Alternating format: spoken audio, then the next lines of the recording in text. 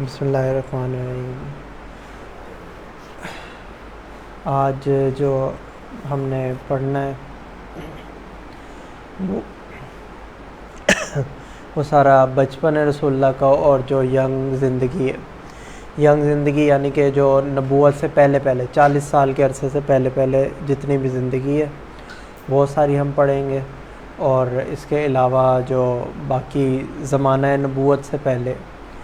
کل جو ہم نے کنکلوڈ کیا تھا، کل ہم نے پڑھا تھا رسول اللہ کی پیدائش تک کا سارا ماجرا، سارا فیملی بیک گراؤنڈ تھا کہ کس طرح قصی سے شروع ہو کے اور عبد مناف پہ، پھر عبد مناف کے بعد ہاشم، پھر عبد المطلب، پھر حضرت عبداللہ، پھر اس کے بعد رسول اللہ صلی اللہ علیہ وسلم۔ تو رسول اللہ کی زندگی جو ہے شروع سے ہی پیدائش سے جو ہے غیر معمولی واقعات پیش آنا شروع ہوئے، لیکن اس کے بعد جو ہے جو عربوں میں ایک رواج تھا کہ وہ اپنے بچوں کو بھیجتے تھے عرب قبائل میں، یعنی کہ آپ سمجھ لیں کہ مکہ جو ہے وہ ایک تجارتی سٹی تھا، اس طرح کا سٹی تھا تجارتی کہ وہاں پہ سارے قافلے وہاں پہ آتے تھے، حج وہاں پہ ہوتا تھا، تو وہ ایک مین سٹی تھا۔ تو وہاں پہ جس طرح ہمارے بھی پاکستان میں اس طرح ہے کہ شہروں میں جو ہے نا وہ پیور ماحول نہیں ہوتا،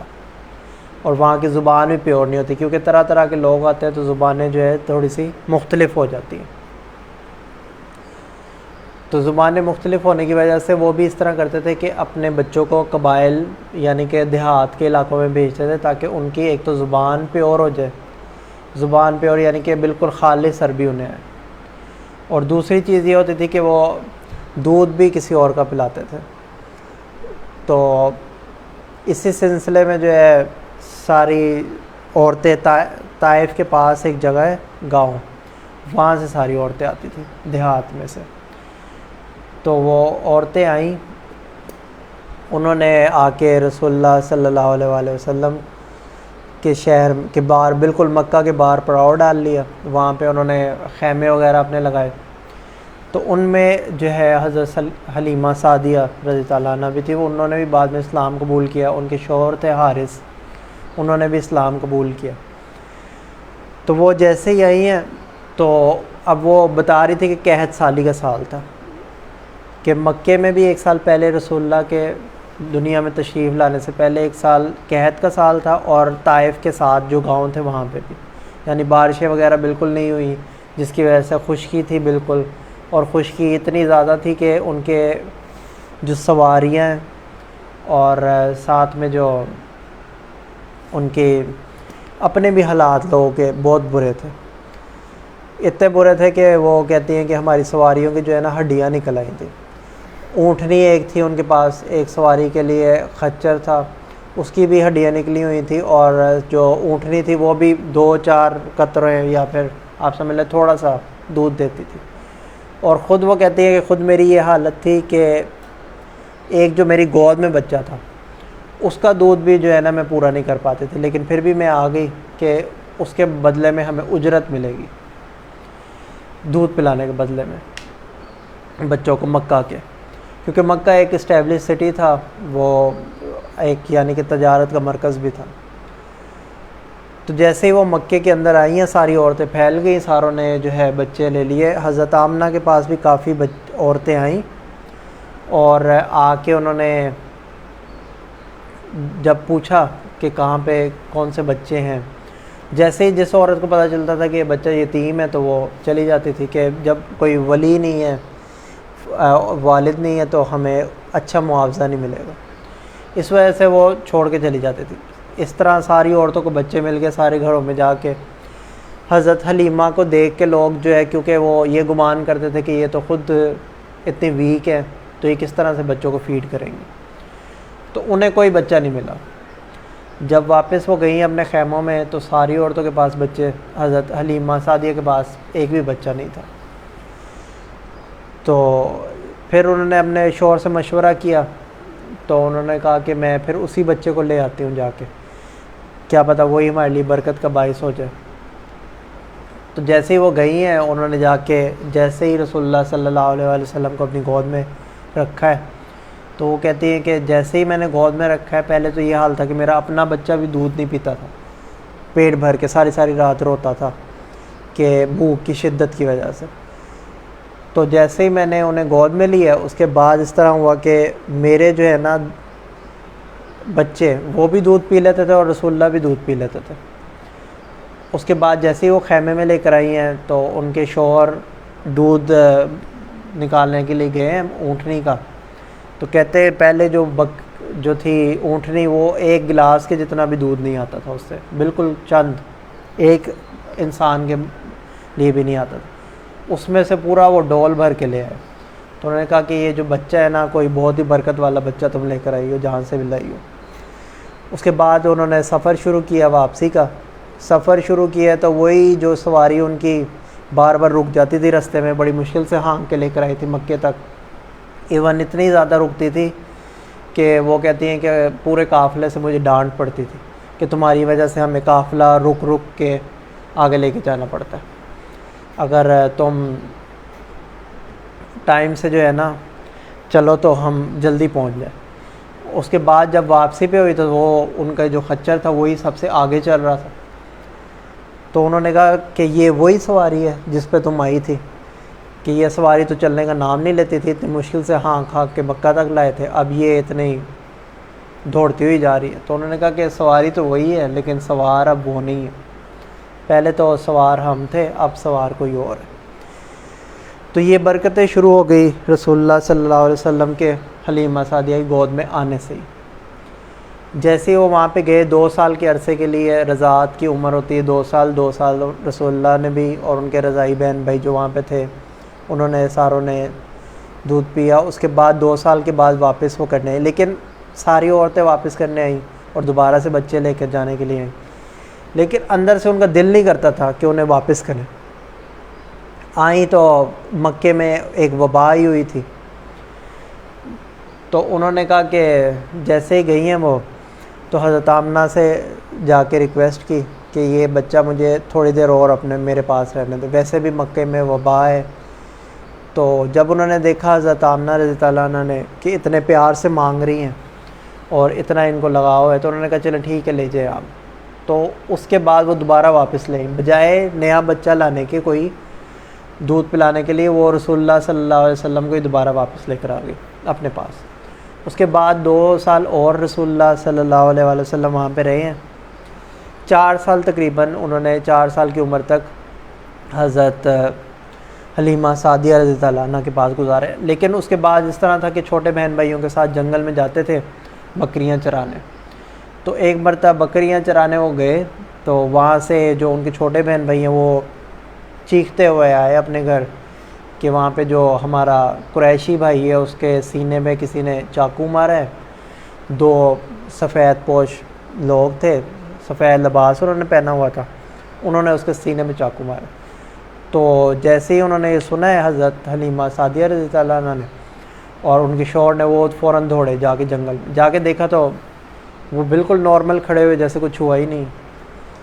تو اس جو عمل کو ہے نا وہ کہتے ہیں شق صدر. شق صدر کا مطلب ہوتا ہے یعنی کہ سینہ چاک کر کے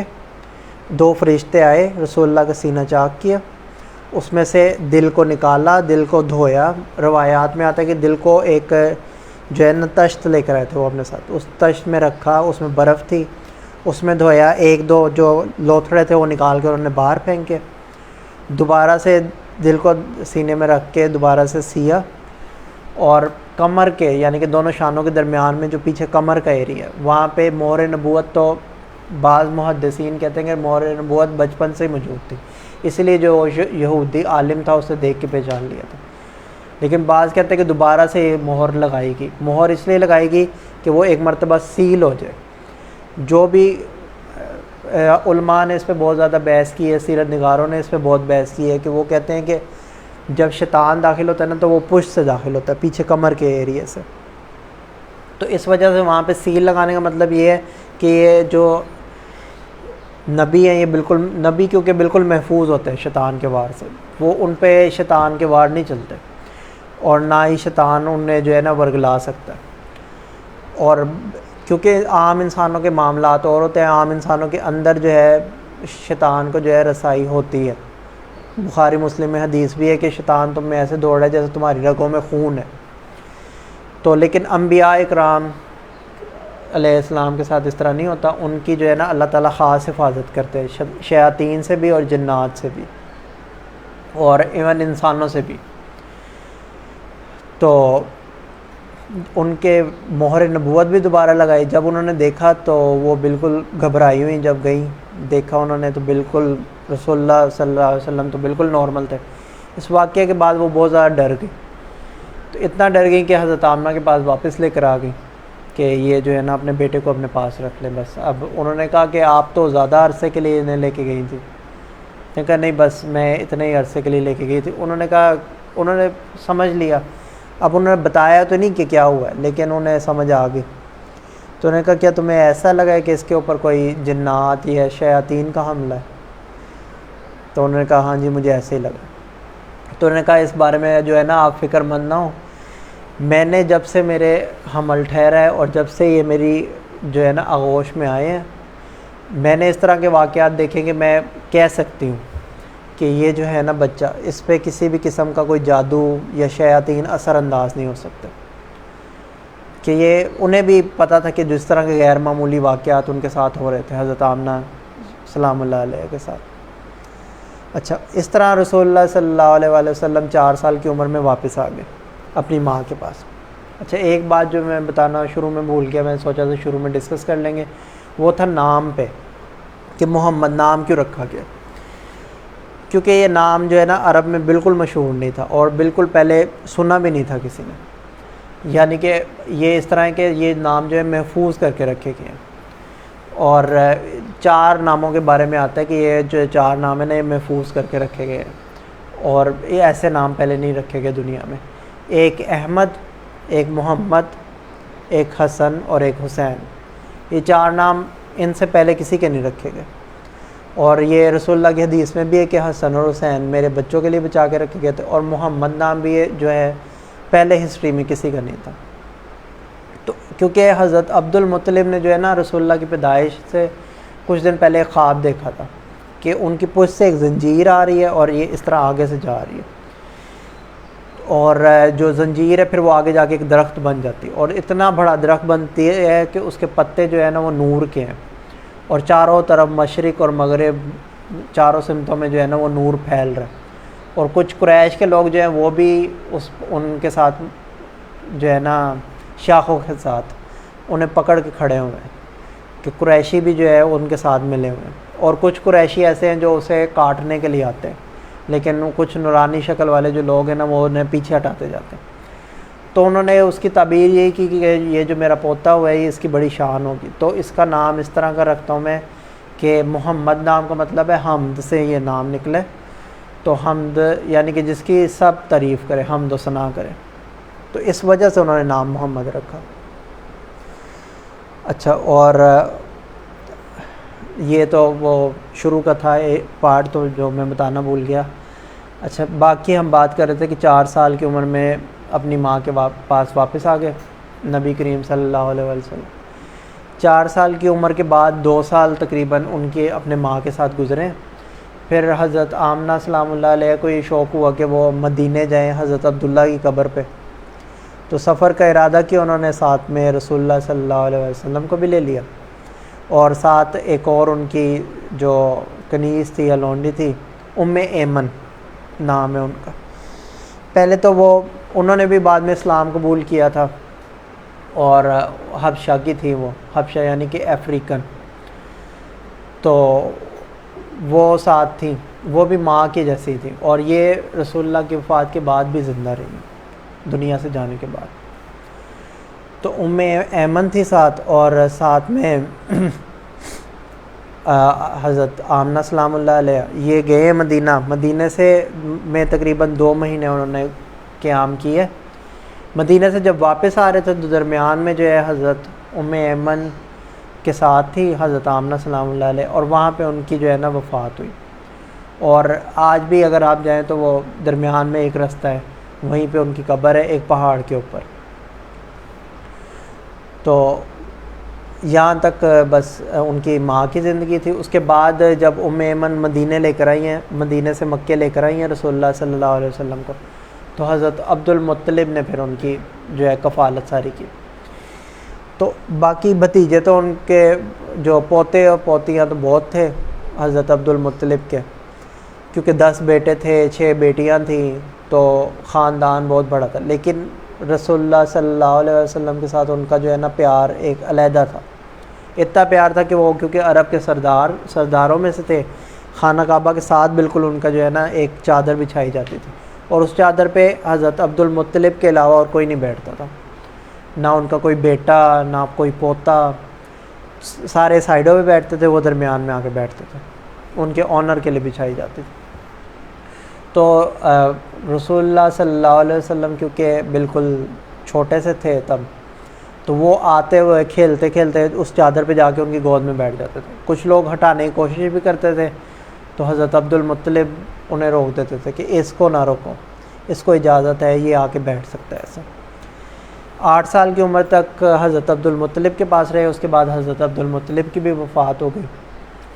جیسے ہی وہ دنیا سے گئے ہیں، اس کے بعد جتنے بھی ان کے بیٹے تھے ان میں جو جان نشین بنے وہ حضرت ابو طالب بنے. اب حضرت ابو طالب جو ہے، انہوں نے وہاں سے رسول اللہ صلی اللہ علیہ وسلم کی کفالت سنبھالی ہے، اور جب تک وہ دنیا سے نہیں گئے انہوں نے کفالت کی ہے. اور اس طرح کی کفالت کی ہے کہ بالکل اپنے سگے بیٹوں سے بھی زیادہ انہوں نے انہیں پروٹوکول دیا، انہیں سنبھال کے رکھا ہے بالکل اپنے سگے بچوں کی طرح. اور 4 ان کے بیٹے تھے حضرت ابو طالب کے.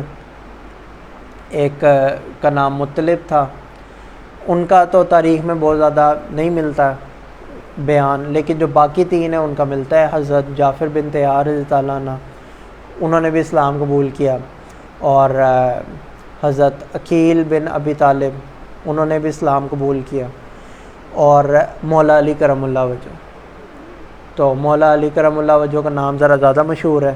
باقی 2 بیٹوں کا اتنا زیادہ مشہور نہیں ہے نام، بلکہ 2 بیٹوں کا زیادہ مشہور ہے، حضرت عقیل کا اتنا زیادہ مشہور نہیں. اور انہی کی اولاد میں سے حضرت مسلم بن عقیل جو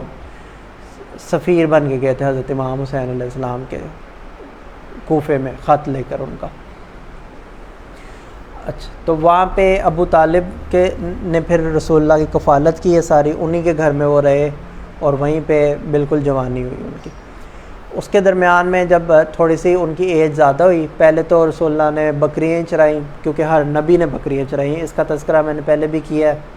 پہلے لیکچر میں بھی کیا تھا کہ بکریاں کیوں چروائی گئی. بکریاں اسی لیے چروائی گئی ہے کہ اس میں جو ہے ایک حدیث ہے کہ یمن کے لوگ جو ہے نا وہ ذرا نرم دل ہوتے ہیں. نرم دل اس وجہ سے ہوتے ہیں کیونکہ وہ بکریاں چراتے ہیں، اور جو عرب کے لوگ ہیں وہ تھوڑے سے متکبر ہوتے ہیں، تکبر ہوتا ہے ان میں، کیونکہ وہ اونٹوں کے ساتھ رہتے ہیں.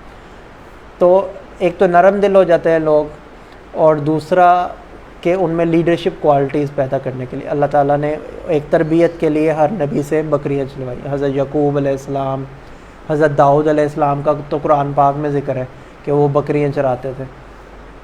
اور حضرت موسیٰ علیہ السلام کا بھی قرآن پاک میں ذکر ہے کہ 12 سال انہوں نے حضرت شعیب علیہ السلام کے ساتھ ایگریمنٹ یہ ہوا تھا کہ 12 سال آپ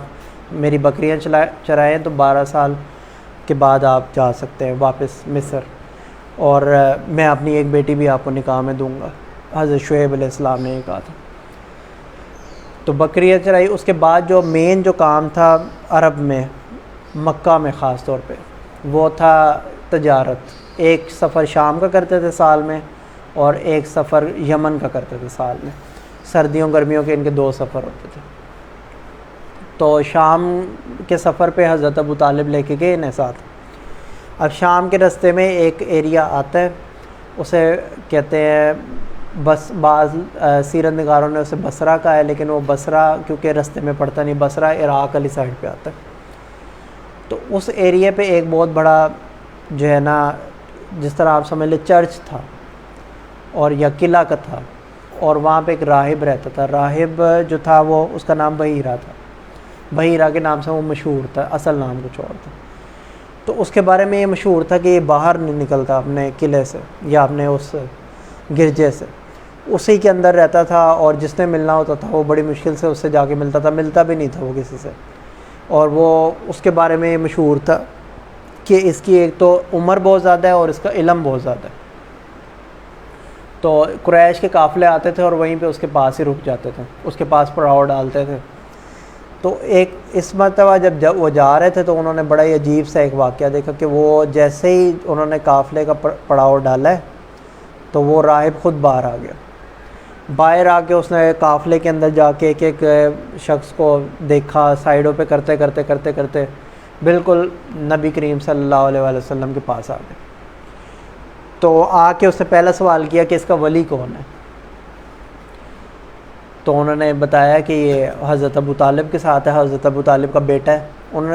اس نے کہا کہ ایسا پاسبل ہی نہیں ہے کہ یہ اس کا باپ ہو, ہماری کتابوں میں صاف لکھا ہے جو آخری نبی ہوں گے وہ یتیم ہوں گے. تو اس کا ایک اور واقعہ سیرت میں یہ بھی ملتا ہے کہ حضرت حلیمہ کے پاس جب تھے اللہ کے نبی تو تب بھی ایک یہودی نے پہچان لیا تھا. تو اس نے پوچھا کہ یہ بچہ کون ہے. تو حضرت حلیمہ نے انہیں جھوٹ بول دیا کہ یہ میرا بیٹا ہے, کیونکہ وہ تاثرات دیکھ کے پہچان گئی تھی کہ ان کے ارادے ٹھیک نہیں ہیں, اور اپنے شوہر کو کہا کہ یہ ان کے باپ ہیں. انہوں نے کہا ٹھیک ہے, اگر یہ یتیم ہوتا نا بچہ تو پھر میں اسے نہ چھوڑتا, کیونکہ یہ بھی کتابوں میں پہلے سے درج تھا کہ وہ بچہ یتیم ہوگا. اب یتیم ہونے پہ بھی جو ہے نا وہ سیرت نگاروں نے اس پہ بھی بحث کی ہے کہ کسی کو یتیم اس لیے رکھا جاتا ہے تاکہ وہ حالات و واقعات سے گزر جائے. عام طور پہ جن کے ماں باپ ہوتے ہیں ان کو اس طرح کے ٹف انوائرمنٹ سے نہیں گزرنا پڑتا. جو یتیم بچے پیدا ہوتے ہیں نا ماں باپ کے بغیر, چاچوں کے پاس یا ماماؤں کے پاس, ان کو ذرا ٹف حالات سے گزرنا پڑتا ہے, ان کو زندگی میں ذرا زیادہ اسٹرگل کرنی پڑتی ہے. تو سیرت نگار یہ بھی کہتے ہیں کہ رسول اللہ کو صرف اسی وجہ سے یتیم رکھا گیا تاکہ وہ اس طرح کے ٹف حالات سے گزرے, اور ان کی کفالت جو ہے دوسروں نے یعنی کہ ان کے چچا نے ان کے دادا نے کی ہے تاکہ انہیں احساس اور وہ اس ٹف ماحول کے عادی ہو جائے. اور ویسے بھی جنہوں نے بڑے بڑے کام کرنے ہوتے ہیں نا پھر انہیں اللہ تعالیٰ تربیت بھی اس طرح کی دیتے ہیں کہ تربیت ان کی اسی طرح کی ہو جاتی ہے. تو انہوں نے کہا کہ ایسا پاسبل ہی نہیں ہے کہ اس کا جو ہے نا باپ ہو. تو پھر انہوں نے پوچھا حضرت ابو طالب سے کہ آپ صحیح سے بتائیں آپ کون ہیں اس کے. تو انہوں نے کہا جی میں آپ صحیح کہہ رہے ہیں, یہ بچہ یتیم ہے, میں اس کا چچا ہوں. تو انہوں نے کہا کہ یہ آخری نبی. اس نے کہا کہ میں جو ہے نا کبھی باہر نہیں نکلتا, لیکن میں کھڑکی میں بیٹھا ہوا تھا جب تمہارا قافلہ نیچے اتر رہا تھا,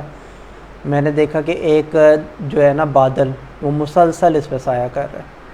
اور جتنی بھی چیزیں تھیں نا وہاں پہ جاندار, چاہے پرندے ہوں چاہے درخت ہوں, ساری کی ساری اس کو سجدہ کر رہی تھی. میں نے یہ خود دیکھا ہے اس لیے میں باہر آیا.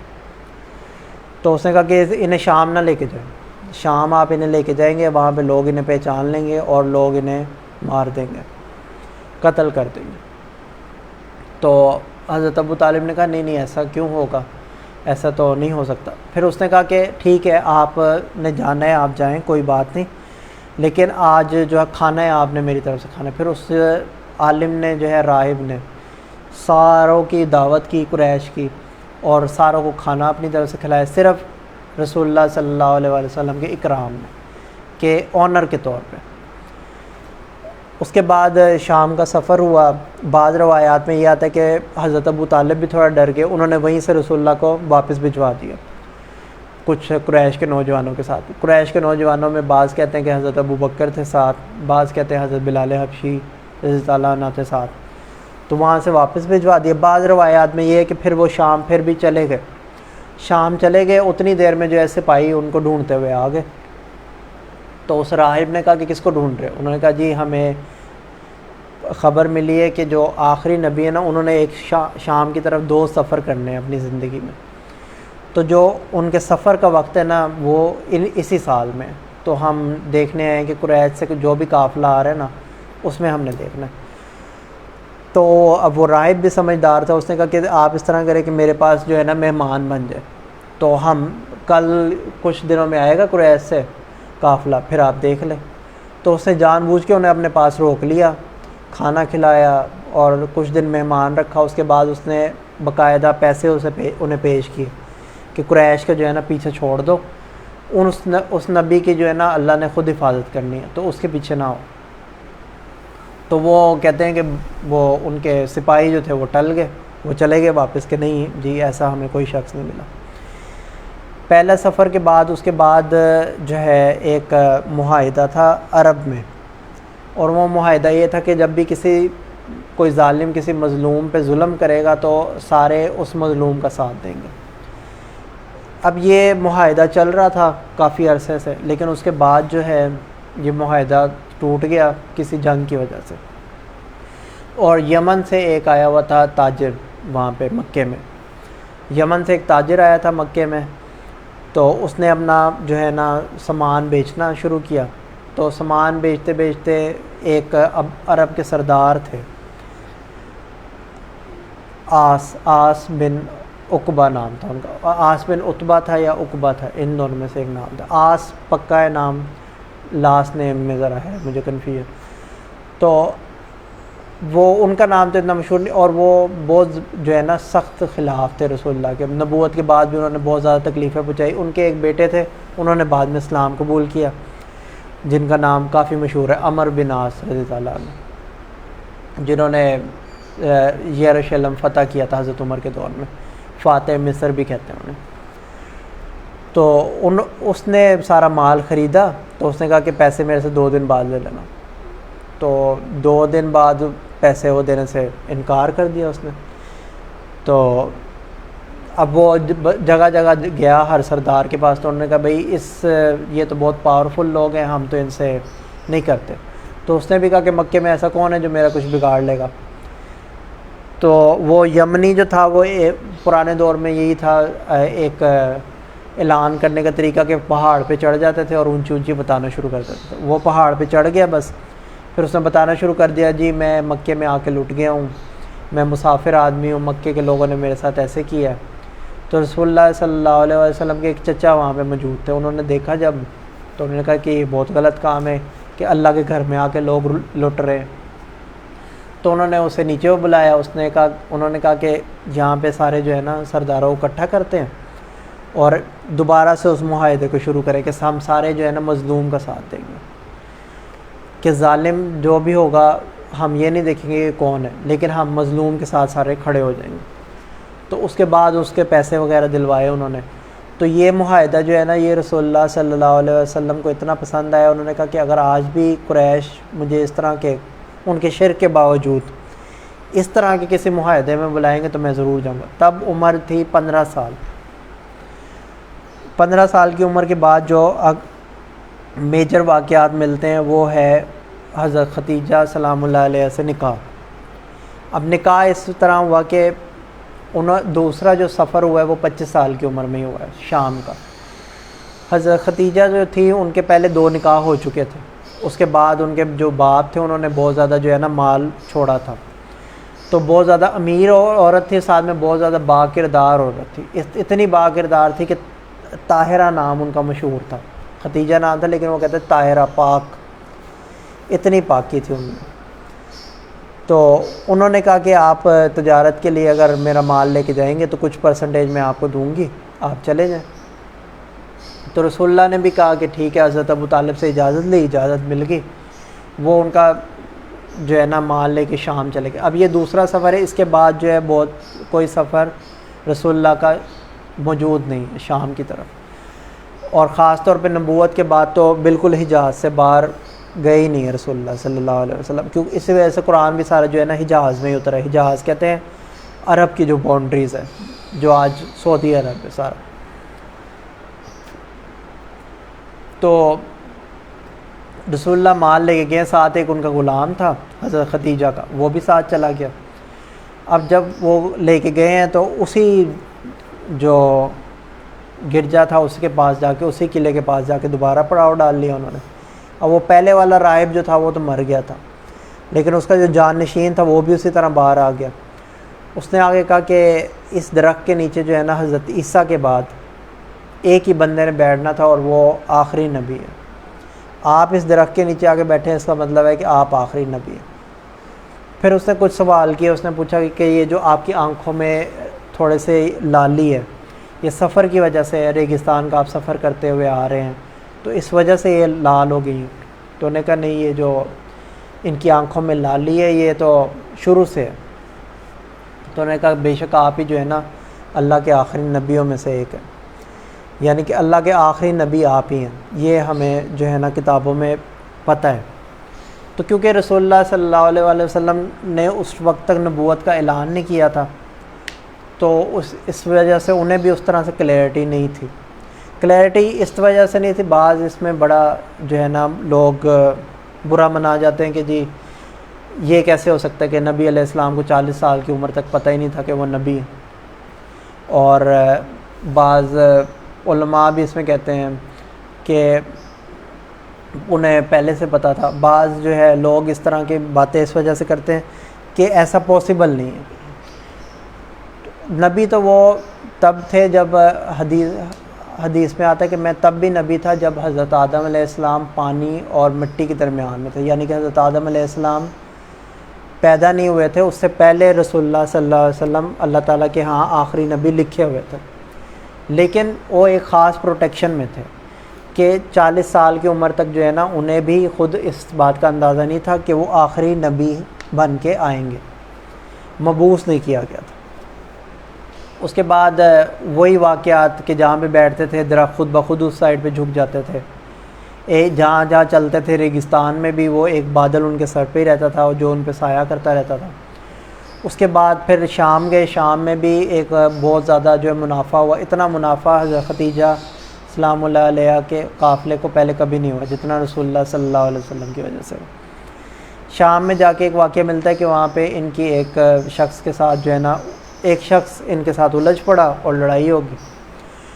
تو اس نے کہا کہ مجھے جو ہے نا آپ یقین نہیں، آپ قسم کھائیں لات اور عزیٰ کی۔ لات اور عزیٰ دو بت تھے جو کعبے میں رکھے ہوئے تھے، تو وہ جب بھی قسم کھاتے تھے تو لات اور عزیٰ کی کھاتے تھے، قریشی، کسی بات پہ سچ ثابت کرنے کے لیے کہ میں ان کی قسم کھاتا ہوں۔ تو آگے سے رسول اللہ صلی اللہ علیہ وسلم نے جواب دیا کہ نہ تو میں لات اور عزیٰ کی قسم کبھی کھائی ہے اور نہ ہی میرا ان سے کوئی تعلق ہے، ٹھیک ہے۔ وہ سمجھے کہ یہ قریشی ہیں، قریشی تو قسمیں یہ کھاتے ہیں، تو انہوں نے کہا کہ میرا تو ان سے کوئی تعلق ہی نہیں ہے۔ اب یہ وہ ساری جو باتیں تھیں نا وہ ان کا غلام نوٹ کر رہا تھا کہ یہ جو واقعات ہو رہے ہیں اور جس طرح کا ان کا اخلاق ہے۔ واپس جب گئے تو انہوں نے جا کے حضرت ختیجہ کو ساری ڈیٹیل بتائی۔ اب حضرت ختیجہ کے جو ایک کزن تھے وہ بھی عالم تھے، اور وہ کوئی معمولی عالم نہیں تھے، وہ بھی ماشاءاللہ بڑے پہنچے ہوئے عالم تھے، ورقہ بن نوفل نام ہے ان کا۔ اور نبوت کے میں جب رسول اللہ پہ پہلی وحی آئی تھی اور وہ ڈر گئے تھے تب بھی ان کے پاس ہی لے کے گئی تھے، تو انہوں نے سارا حضرت ختیجہ نے انہیں جا کے بتایا۔ انہوں نے کہا جو آپ نشانیاں بتا رہی ہیں یہ آخری نبی کی نشانی ہے۔ تو اس کے بعد حضرت ختیجہ سلام اللہ علیہ نے خود نکاح کا پیغام رسول اللہ صلی اللہ علیہ وآلہ وسلم کی طرف بھجوایا، کیونکہ پہلے ان کے 2 نکاح ہو چکے تھے، 3 بچے بھی تھے اور 40 سال عمر تھی۔ بہت سارے نکاح کی ان کے پاس آفر آئی تھی پورے مکے میں سے، لیکن انہوں نے کوئی بھی قبول نہیں کی۔ پھر انہوں نے خود پیغام بھجوایا، حضرت محمد صلی اللہ علیہ وسلم نے مشورہ کیا اپنے چچا سے، کیونکہ باپ حضرت ختیجہ کا بھی نہیں تھا، باپ رسول اللہ صلی اللہ علیہ وسلم کے بھی نہیں تھے، تو حضرت ابو طالب نے انہیں کہا کہ بالکل آپ کر سکتے ہیں نکاح، اور حضرت ابو طالب نے خود ہی نکاح پڑھایا، خود انہوں نے نکاح پڑھایا۔ 10 اونٹ اور بعض روایات میں جو ہے 20 اونٹ، اتنا حق مہر ڈیسائیڈ ہوا، اور اس کے کچھ اشعار بھی ہیں نکاح پہ جو حضرت ابو طالب نے پڑھے کہ وہ بھی طاہرہ کے نام سے مشہور تھیں کہ پاک عورتیں بہت، اور رسول اللہ بھی صادق اور امین کے نام سے مشہور تھے۔ تو جب ان کا نکاح ہوا ہے اس کے بعد 25 سال کی عمر میں نکاح ہوا ہے، اور پہلا بیٹا ہوا قاسم، جس کی وجہ سے رسول اللہ صلی اللہ علیہ وسلم کی کنیت بھی ابو القاسم۔ پہلا بیٹا قاسم ہوا ہے، اس کے بعد سب سے بڑی بیٹی حضرت زینب سلام اللہ علیہ، اور ان کا یہ جو ہے ان کا نکاح ہوا تھا ایک وہ بھی انہوں نے بھی بعد میں اسلام قبول کیا، اور ان کا حضرت ختیجہ کے ایک کزن کے ساتھ، اور 2 جو بیٹیاں تھیں اس کے بعد ام کلثوم اور رقیہ، ان دونوں کا نکاح ہوا تھا ابو لہب کے 2 بیٹوں کے ساتھ۔ اور جیسے ہی رسول اللہ صلی اللہ علیہ وسلم نے اعلان نبوت کیا اس کے بعد ابو لہب کے ان دونوں بیٹوں کو ابو لہب نے کہا کہ ان کو طلاق دے کر آؤ، تو بالکل گھر کے باہر آگے کھڑے ہو کے، رخصتی نہیں ہوئی تھی، رخصتی سے پہلے ہی انہوں نے طلاق دے دی، صرف اذیت پہنچانے کے لیے۔ اور اس کے بعد حضرت فاطمہ سلام اللہ علیہ، اور اس کے بعد ایک اور بیٹے ہوئے، لیکن جو حضرت ختیجہ سے جو ہے 5 بچے ثابت ہے، اور ایک حضرت ماریہ قبطیہ سے ایک بیٹا ثابت ہے جو اینڈ میں رسول اللہ کے نکاح میں آئی ہے۔ باقی اور کسی بھی ازواج مطہرات میں سے کوئی اولاد ثابت نہیں ہے۔ اچھا، ان سے 27 سال کی عمر میں پہلی اولاد ہوئی، اور 35 سال کی عمر میں حضرت سلام اللہ فاطمہ سلام اللہ علیہ پیدا ہوئی، 5 سال پہلے نبوت سے۔ اس کے بعد جب 35 سال کی عمر میں جو واقعہ پیش آیا ہے وہ ہے خانہ کعبہ کی دوبارہ سے تعمیر۔ خانہ کعبہ کی دوبارہ سے تعمیر ہوئی کیونکہ خانہ کعبہ کی جو بنیادیں تھیں وہ تھوڑی سی خراب ہو رہی تھی، اور خانہ کعبہ کے اوپر چھت بھی نہیں تھی تب۔ تو جیسے ہی خانہ کعبہ کی حالت ذرا خراب ہونا شروع ہوئی اور انہیں یہ یقین ہو گیا کہ اب یہ یا تو گر جائے گا یا اس کو نقصان پہنچے گا، تو انہوں نے دوبارہ سے اسے بنانا شروع کیا۔ اب روایات میں یہ آتا ہے کہ انہوں نے سارے قبیلے چاہتے تھے کہ اس میں ہم حصہ ڈالیں، تو جب حصہ ڈالنے کی بات ہوئی تو دارالندوہ میں ہی جو پارلیمنٹ ایک قسم کی تھی ان کی قریش مکہ کی، اس میں سارے جمع ہوئے۔ انہوں نے ڈیسائیڈ کرنا شروع کیا، تو حضرت ابو طالب کا ملتا ہے یا پھر رسول اللہ کے ایک اور چچا تھے، انہوں نے کہا کہ خانہ کعبہ کی تعمیر ہے، اللہ کا گھر ہے، اس میں حرام کا مال جو ہے نا وہ خرچ نہیں ہوگا، صرف اور صرف حلال مال، کسی عورت کی بدکاری کا یا کسی کے سود کا حرام کا مال بالکل 1 روپیہ بھی اس میں خرچ نہیں ہوگا، جو آپ کے پاس حلال کا مال ہے نا وہ لے کر آئیں۔ تو حلال کا مال لے کر آئیں، اس کے بعد ہی یہ مکہ میں جو ہے نا بیت اللہ دوبارہ تعمیر ہوگا۔ تو ہر قبیلے کے انہوں نے ایک ڈیوٹی لگا دی کہ اتنا پورشن آپ بنائیں گے، اتنا پورشن آپ بنائیں گے، اتنا پورشن آپ بنائیں گے، کیونکہ متولی تو خانہ کعبہ کے شروع سے بنو ہاشم ہی رہے، ہاشم قصی کے بعد سے ہاشم کے پاس ہی آئی ہے۔ تو بنو ہاشم کیونکہ متولی تھے، انہوں نے پھر ساروں کی ڈیوٹی اسائن کر دی۔ ڈیوٹی اسائن کرنے کے بعد جو ہوا کہ یہ سارا انتظام تو ہو گیا پیسوں کا، لیکن اب خانہ کعبہ کو دوبارہ سے گرانا جو تھا وہ ایک ہمت کا کام تھا، کوئی جا نہیں رہا تھا آگے کہ ہم پہ اللہ تعالیٰ کا عذاب نہ آئے۔ تو خانہ کعبہ کی تعمیر جو ہے نا ویسے 4 بار ہسٹری میں ملتی ہے جو مکمل تعمیر ہوئی ہے۔ سب سے پہلے جو مکمل تعمیر ہوئی ہے وہ حضرت آدم علیہ السلام نے کی ہے، اور اس کے بعد جب حضرت نوح کا واقعہ ہوا ہے اور سیلاب آیا، اس میں ساری دنیا ہی بالکل غرق ہو گئی تھی، اس میں خانہ کعبہ کی بھی ختم ہوا ہے۔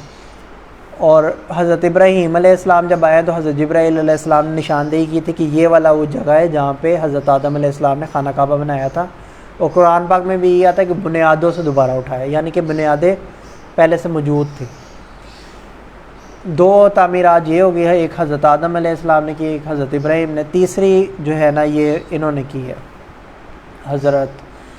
محمد صلی اللہ علیہ وآلہ وسلم کی 35 سال کی عمر میں، قریش مکہ نے خود۔ اس کے بعد جو چوتھی تعمیر ہوئی ہے جب یزید نے چڑھائی کی مکہ پہ اور اس نے منجنیق سے آگ کے پتھر جو ہے برسائے خانہ کعبہ پہ، اس کی وجہ سے خانہ کعبہ کی دیواریں شہید ہوئی اور غلاف بھی جل گیا۔ پھر حضرت عبداللہ بن زبیر رضی اللہ عنہ نے دوبارہ تعمیر کروائی۔ اس کے بعد جب پھر دوبارہ حضرت عبداللہ بن زبیر رضی اللہ عنہ پہ حجاج بن یوسف نے حملہ کروایا تو بھی خانہ کعبہ شہید ہو گیا تھا، پھر حجاج بن یوسف نے دوبارہ سے تعمیر کرائی۔ تو یہ میجر تعمیرات ہیں۔ اس کے بعد جو جتنی بھی آل سعود نے اور سعودی حکومت نے جتنی کروائی، اور انہوں نے بیسک اسٹرکچر نہیں توڑا، باقی باہر جو ہے نا دوبارہ سے بنایا، بیسک اسٹرکچر وہی ہے ابھی تک خانہ کعبہ۔ اس وجہ سے اندر آپ دیکھیں کہ پلر بھی لگے ہوئے ہیں، حالانکہ اتنے سے کمرے کے اندر اس ماڈرن زمانے میں تو پلر کی ضرورت نہیں ہے، لیکن انہوں نے پرانا اسٹرکچر خراب نہیں کیا۔ اچھا، یہ تعمیر جب ہوئی ہے اس کے بعد جو مسئلہ ہوا حجر اسود کا، کہ ہر قبیلہ چاہتا تھا کہ ہمارا سردار جا کے حجر اسود جو ہے نا وہ نصب کرے خانہ کعبہ میں، لیکن اس میں معاملات بحث میں اتنے بڑھے کہ یہاں تک نوبت آ گئی کہ جنگ پہ بات آ گئی کہ اب وہ تلواریں نکالیں گے، ایک دوسرے کو قتل کریں گے۔ تو اس کا جو ہے نا معاملہ بھی رسول اللہ صلی اللہ علیہ وسلم نے حل کرایا۔ اس سے پہلے میں آپ کو بتا رہا تھا کہ خانہ کعبہ کو گرانا تھا اور دوبارہ سے کھڑا کرنا تھا عمارت کو، تو گرانے کے لیے کوئی آگے نہیں ہو رہا تھا۔ اس میں ایک شخص جس کا نام بعد میں بھی ہسٹری میں بہت زیادہ آیا، اور اس کا باقی ابو جہل، ابو سفیان وغیرہ کسی کا نام قرآن پاک میں نہیں، اس کا اسپیسیفکلی نام بھی اور ابو لہب کا نام بھی قرآن پاک میں آیا ہے برے الفاظ میں۔ ولید بن مغیرہ، ولید بن مغیرہ یہ بہت زیادہ انٹیلیجنٹ آدمی سمجھا جاتا تھا، اتنا انٹیلیجنٹ تھا کہ کوئی بھی مشورہ کرنا ہوتا تھا تو اسے بھیجتے تھے، اور اس کو بھی بھیجا تھا رسول اللہ سے ایک مرتبہ ڈسکشن کے لیے، اور اس نے جا کے بتایا، اس نے بھی جا کے ڈسکشن کی تھی کہ آپ آفرز کروائی تھی ڈفرینٹ قسم کی رسول اللہ کو۔ تو ولید بن مغیرہ جو ہے نا یہ سب سے پہلے آگے گیا ہے، اس نے جا کے پہلی ضرب لگانے سے پہلے اس طرح کر کے تو اس نے کہا کہ اوپر آسمان کی طرف منہ اٹھا کے کہا کہ ہمارا جو مقصد ہے نا وہ خیر ہے، تیرے گھر کو دوبارہ تعمیر کرنے کے لیے ہم مجبوری میں سے گرا رہے۔ تو پہلی جب اس نے ضرب لگائی تو سارا مکہ سائڈ پہ کھڑے ہو کے دیکھ رہا تھا کہ پتہ نہیں اس کا کیا حشر ہوتا ہے۔ جب اس نے لگائی ضرب کچھ نہیں ہوا تو اس نے گرانا شروع کیا، تو پھر باقی اس بھی آگے آئے، پھر انہوں نے گرانا شروع کیا اور دوبارہ سے تعمیر ہو گئی۔ حجر اسود کا جو معاملہ ہے وہ پھر انہوں نے اس بات پہ چھوڑا کہ کل مکے میں جو سب سے پہلے داخل ہوگا وہی اس بات کا فیصلہ کرے گا۔ اگلا دن آیا تو سب سے پہلے مکے میں جو داخل ہوئے وہ رسول اللہ صلی اللہ علیہ وآلہ وسلم داخل ہوئے۔ جیسے لوگوں نے انہیں دیکھا تو انہوں نے کہا کہ یہ تو صادق اور امین ہے، یہ جو فیصلہ کریں گے وہ تو بالکل جو ہے نا عدل کے ساتھ ہی ہوگا۔ تو اور ماشاءاللہ رسول اللہ صلی اللہ علیہ وآلہ وسلم کو نبوت سے پہلے بھی اللہ تعالیٰ نے اس طرح کے اخلاق دیے تھے اور اس طرح کی فہم و فراست دی تھی کہ انہوں نے کہا کہ ایک چادر مکے کے سارے سردار پکڑیں اور اس میں حجر اسود لے کر آئے، اسی میں حجر اسود لے کر آیا گیا، اسی میں حجر اسود جو ہے نا خانہ کعبہ کے بالکل اس کونے پہ لا کے رکھا گیا، اور رسول اللہ صلی اللہ علیہ وسلم نے اپنے مبارک ہاتھوں سے پکڑ کے اسے وہاں پہ نصب کر دی۔ اب یہ معاملہ حل ہو گیا۔ اس کے بعد جو ہے نا 35 سال کے بعد کی زندگی جو ہے 35 سے 40 سال کے درمیان میں روایات میں یہ ملتا ہے کہ جیسے ہی 35 سال کے بعد کی زندگی آپ کی شروع ہوئی، آپ کا دل جو ہے نا دنیا کے معاملات سے بالکل اٹھ گیا، یعنی کہ اتنا زیادہ اٹھ گیا کہ ایک کامیاب تاجر اور اتنے جو ہے نا معزز گھرانے میں اس کے باوجود سب سے کٹ کے علیحدہ ہو کے غار ہرا میں چلے جاتے تھے، اور غار ہرا میں جا کے جو ہے نا حضرت خدیجہ سلام اللہ علیہ کھانا جو ہے ان کو کر دیتی تھی پیک، جس طرح آپ سمجھ لیں ٹفن بنا کے دیتے ہیں، اس طرح ٹفن بنا کے دیتے تھے، اور جو کی روٹی، یہ سنت ہے جو کی روٹی کھانا، جو کی روٹی لے کے جاتے تھے تاکہ اور گندم سے جو ہے نا سستی ہوتی ہے، جو کی روٹی لے کے جاتے تھے، وہاں پہ بیٹھ کے اور عبادت کرتے تھے۔ اب عبادت اس طرح سے ہے کہ اس ٹائم تک صحیح احکام تو نہیں ہوئے تھے نازل، لیکن صرف اور صرف ان کا دنیا سے دل اٹھ گیا، دنیا سے اتنا دل اٹھا کہ بالکل ہی آبادی سے دور۔ ابھی بھی آپ اگر غار ہرا جائیں گے تو غار ہرا ابھی بھی اس طرح کے ایریا میں ہے کہ وہاں پہ رات کے ٹائم کوئی جا نہیں سکتا، اور رات کو اکیلا رہنے کا تو سوچ بھی نہیں سکتا، اس طرح کے سنسان ایریا میں ابھی بھی غار ہرا۔ تو اس ٹائم آپ سوچیں اتنی ماڈرن دنیا میں اور اتنی مکہ جو ہے نا ایک پورا اسٹیبلش سٹی ہے، اس کے باوجود ابھی بھی آپ غار ہرا میں نہیں رہ سکتے۔ تو رسول اللہ اس ٹائم پہ جا کے راتوں میں رہتے تھے، اور اس کے بعد 40 سال کی عمر تھی، اور رجب کا مہینہ تھا اور پیر کا دن تھا۔ بعض روایات میں آتا ہے کہ 19 رجب تھی، بعض میں 29 رجب آتا ہے، اور بعض میں 23 رجب آتا ہے، کہ رجب کے مہینے میں حضرت جبرائیل علیہ السلام آئے، انہوں نے آ کے وحی کا بتایا، اور وحی پہلی نازل ہوئی رسول اللہ صلی اللہ علیہ وآلہ وسلم پہ، اور اس کے بعد کی جو کیفیات ہیں وہ اتنا ان پہ کپ کپی طاری ہوئی کہ آئے ہیں تو انہوں نے ریگستان میں، آپ سمجھ لیں ریگستان میں کیا حالات ہوتے ہیں، ریگستان میں انہوں نے کمبل اوڑھ لیا اپنے اوپر اور کپ کپی طاری ہوگی۔ اب اس کی ڈیٹیلز جو ہیں وہ انشاءاللہ ہم کل ڈسکس کریں گے ڈیٹیل میں، اور باقی جو ساری نبوت کے بعد کی اس طرح چلیں گے، کوشش کریں گے جو میجر واقعات ہیں وہ ایک ایک نبوی کر کے، ہجرت سے پہلے کے جو سال ہیں مکی دور انہیں نبوی کہتے ہیں، ہجرت کے بعد جو سال ہیں انہیں ہجری کہتے ہیں، کیونکہ مسلمان جو کیلنڈر فالو کرتے ہیں ہجری کیلنڈر وہ ہجرت سے شروع ہوتا ہے، اس سے پہلے کا جو دور ہے اسے نبوی دور کہتے ہیں۔ تو اس طرح کریں گے کہ ایک دن میں ایک نبوی یا دو نبوی ڈسکس کر لیا کریں گے، اور پھر جو اس میں مشہور واقعات ہیں وہ ڈسکس کریں گے، اور کون کون سے قرآن پاک کی آیات نازل ہوئی اور کس کس طرح کے واقعات ہوئے وہ سارے ڈسکس کریں گے۔ ٹھیک ہے، ایک مرتبہ درود شریف پڑھ لیں۔ اللہم صلی علی محمد وعلی آل محمد کما صلیت علی ابراہیم وعلی آل ابراہیم انک حمید مجید، اللہم بارک علی محمد وعلی آل محمد کما بارکت علی ابراہیم۔